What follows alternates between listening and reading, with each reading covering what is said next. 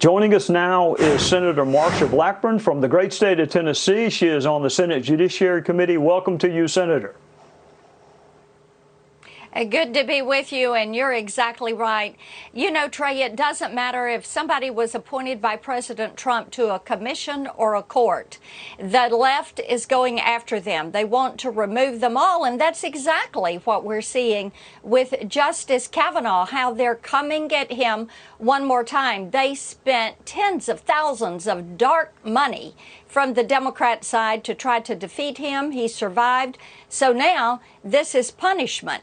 And they want a liberal leftist that will be there to approve their federalizing elections, taking away states' constitutional rights, approving D.C.'s statehood, open borders, non-citizen voting, their leftist agenda. The list goes on and on. So it sounds like maybe some of them at least are serious about trying to impeach a Supreme Court justice, with the allegation being the FBI ran some slipshod investigation when they were asked to pursue leads. And Trey, what we know is this. We have spent enough time and money trashing a good man and his name. He is on the Supreme Court. Justice Kavanaugh is an honorable man. He is doing an honorable job on the Supreme Court. One more question I want to ask you about this, and then I'll ask you about infrastructure. Did the Democrats on the Judiciary Committee have access to the same information Republicans had? I mean, did the FBI only give certain information to Republicans, or did all senators have access to everything the committee had? All senators had access to everything, and that is the way these confirmation processes are run.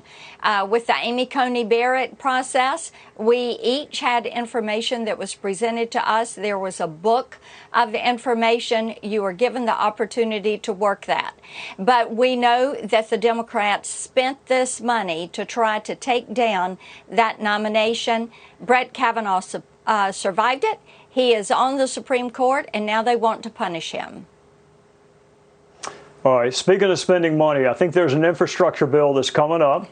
How will you vote, and why will you vote that way? And yes, Trey, you're right. The voting process will start at 8 o'clock tonight. I am going to be a no vote on the Sinema-Portman amendment and on the underlying bill. And this is, number one, the gateway to socialism.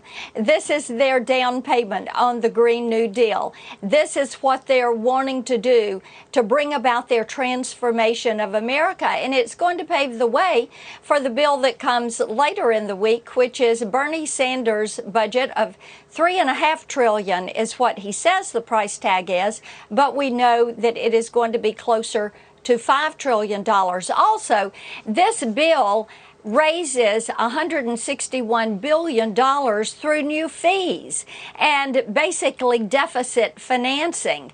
And when you look at that, plus the $256 billion debt, when you look at the fact that that doesn't even count the money that they would come up short in the out years on this, you're talking about this is something too expensive to afford.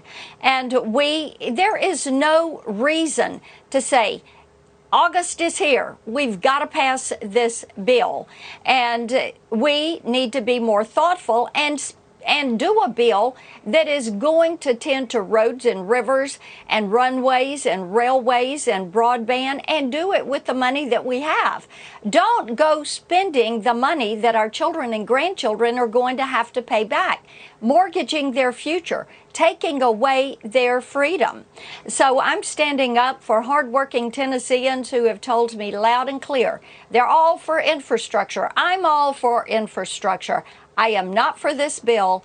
I'm not for the amount of debt this is going to pour onto our nation's books, and I am not for mortgaging the kids' future.